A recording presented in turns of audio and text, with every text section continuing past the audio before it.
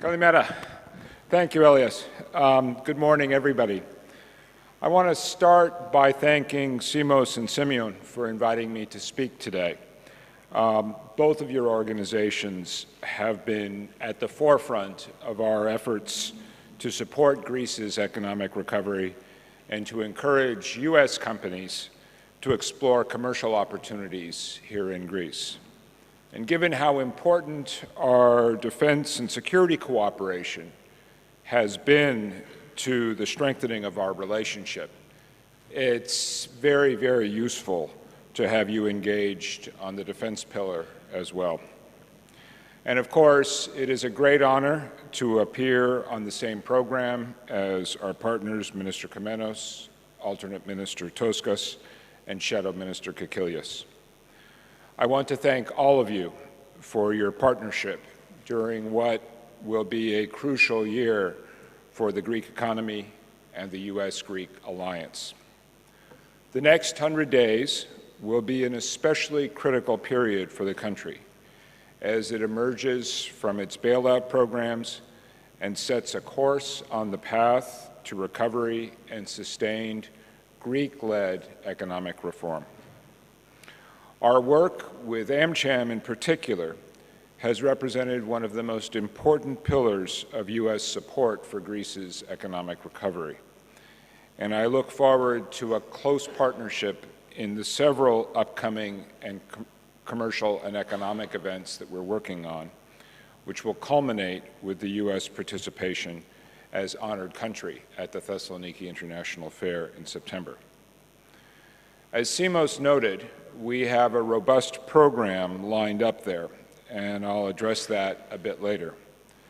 But here I would emphasize, in the spirit of today's conference, that the American Pavilion at Thessaloniki will have a major focus on digital technology and innovation. It was a special pleasure for me to hear Minister Kamenos and Minister Toskas's opening remarks this morning. We have worked very closely together on so many initiatives, deepening an already strong relationship on defense, security, and counterterrorism. And I want to thank you both for your ministry's strong commitment to our bilateral relationship and for the work that you have done to keep both of our countries secure and to ensure that our alliance is at the strongest point in many years. As Minister Kamenos noted, a major focus on technology upgrades is one of the defining aspects of the U.S.-Greece defense cooperation agenda today. We've been fortunate to have a series of visits by senior leaders from the United States, which serve to underscore the close cooperation between our two governments on military and security matters. Last week, the commander of naval forces in Europe and Africa, Admiral James Fogo, was here in Greece. And the commander of the Sixth Fleet was also here in Greece at Souda for the closing ceremony of Phoenix Express, a multilateral exercise focused on North Africa. Admiral Apostolakis, of course, recently traveled to Washington to meet with Joint Chiefs Chairman General Dunford and others at the Pentagon, State Department, and Congress. There, we discussed new avenues for cooperation, the F-16 upgrade program, bilateral security matters, as well as Greece's role as a pillar of stability in the Eastern Mediterranean, Balkan, and Black Sea regions. With all of these engagements over the past few months, we have sought to build on the positive momentum from the Prime Minister's trip to the United States last fall and the commitment there to deepen our economic, defense, and security cooperation. The strengthening of our partnership reflects an understanding that the U.S. has a strategic interest in Greece's success. The stronger Greece is, the better our ability together to advance pressing defense and security goals across the region. Greece's geostrategic position is critical to stability along Europe's southern flank. That was true in 1947 when the United States committed to the Marshall Plan, and it's true today. Our military exercises and out-of-area operations are an important element of this defense partnership. I already mentioned the Phoenix Express exercise at Suda Bay. Earlier this year, Greece also convened the most successful ENIOHOS exercise to date, including significantly aircraft from Israel and UAE, Cyprus for the first time, and Egypt as an observer. Greece has also taken initiatives to create new alliances and to convene an ever-broadening group of regional partnerships with a mutual interest in security, stability, and prosperity. In this regard, the United States strongly supports Greece's trilateral relationship with Israel and Cyprus, and the Greece-Egypt-Cyprus trilateral. And I noted last week publicly our appreciation of Foreign Minister Kotzias' initiative in convoking the Visegrad Four and Balkan foreign ministers at Sunion. This meeting made clear that Greece is back as a significant positive factor in helping its neighbors to the north move towards European and Euro-Atlantic institutions. On NATO, I would stress that it continues to be the cornerstone of our defense policy for Europe and for the U.S. This transatlantic alliance is our automatic starting point when we approach the most vexing challenges in global peace and security. The NATO Foreign Ministers Summit was Secretary of State Pompeo's first foreign trip, and while there, he drew attention to the fact that our collective defense demands greater burden sharing, including the commitment to increase defense spending to 2% of gross domestic product by 2024, with 20% of that share devoted to funding of major equipment. Greece today is playing a leadership role as one of the few countries that is meeting its national obligations to NATO. The recent approval for F-16 upgrades is a great example of both addressing a top national defense priority and meeting these Wales Summit obligations.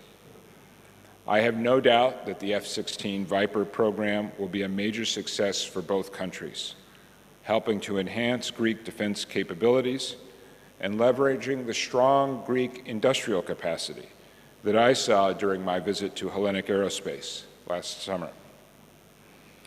And we are grateful for Greece's commitment to the most successful alliance in history. I know from my many conversations with U.S. military colleagues how much they respect their Greek counterparts as capable partners that can tackle the numerous challenges in Greece's complex neighborhood. And both our countries agree that our alliance must be made stronger in the context of emerging challenges, and that a lack of diligence in modernizing our alliance approach will only invite greater risk. The U.S. has made it a priority to find solutions to keep Greece's military modernized and capable so that you can continue to be a stabilizing force, both diplomatically and militarily. Many American companies, like Lockheed Martin, Raytheon, and ATK, who are here as sponsors today, have established strong business partnerships in Greece. Greek defense companies like IDE Intracom and Hellenic Defense Systems are already working with American firms and competing globally. And there is definitely more interest from American companies, hoping to get involved in Greek ports, in the energy sector, and in other technology-driven industries as the Greek economy rebounds. At the same time, I note that one of the topics of this conference is, quote, managing the downturn, how the Greek defense industry can overcome obstacles and achieve sustainability, end quote. Re-energizing the defense sector will be a challenge in today's economic environment because it requires investment, commitment, and cooperation from those in the public and private industry, academia, the military, and the private defense industry, as well as ministries, to create rules which enable foreign direct investment, and allow workforce flexibility. At the same time, I know that overcoming obstacles has been one of Greece's great strengths over these long years of economic crisis. In my travels around Greece over the last 20 months, I've been very impressed with the level of innovation, research and development, and entrepreneurial spirit I have seen among academia, private businesses, and most importantly, the youth of this nation. These are the key ingredients for building a sustainable and competitive defense industry here in Greece. Greece has the right formula to succeed in merging innovation with your defense industry. When I was in Patras recently, for instance, I saw an innovative Greek company with strong ties to the United States that is developing world-class energy storage solutions with direct military applications. Likewise, during a recent visit to Thessaloniki, I saw great opportunities for innovation in the defense sector with the companies at Thes Intech. So together, we need to look for new opportunities to reassess how Greece integrates and consolidates its strengths in order not only to compete in defense industries, but also to determine where Greek companies can take the lead. A real-world example of this kind of opportunity is the incoming induction of the Kaya Warrior helicopter into the Hellenic Army. We expect this program will become another excellent example of our defense partnership, fostering evolution and innovations within our defense industries. I would also point to the regeneration of the P-3B aircraft and, of course, the F-16 upgrade program as opportunities to ensure that Greek technological capabilities thrive long after the programs themselves are complete. Last October, I traveled to Washington with then alternate Minister Vitsas as Greece established one of the newest chapters of AUSA, the Association of the U.S. Army, a nonprofit organization that supports all aspects of national security, including defense institutions and the defense industry, and advances the interests of military members and veterans. AUSA is the flagship defense industry convention in the U.S., and Greece's official representation there will be an important part of our work to develop innovative, multi-purpose solutions that reduce costs while meeting requirements across government and internationally. AUSA will also figure prominently at the Thessaloniki International Fair, which I mentioned earlier, will be a culmination of a series of economic and commercial activities we have planned over the summer to strengthen our economic ties, highlight the end of the third bailout, and help to generate interest in Greece as a U.S. investment destination.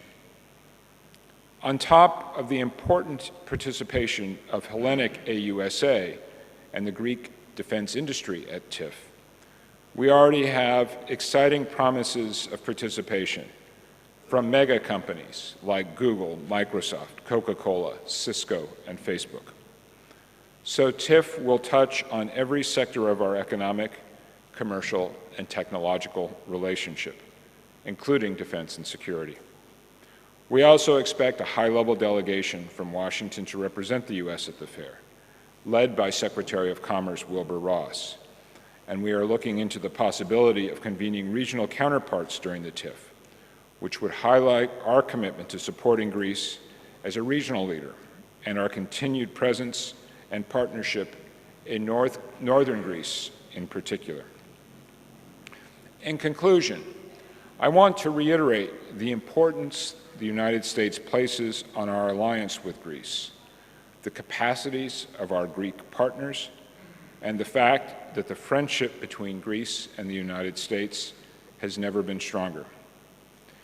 It is an alliance based on strategic interests of both our countries and our shared values, and we must use every opportunity to build on this momentum to ensure that 2018 will truly be a milestone year in Greek-American cooperation on all fronts.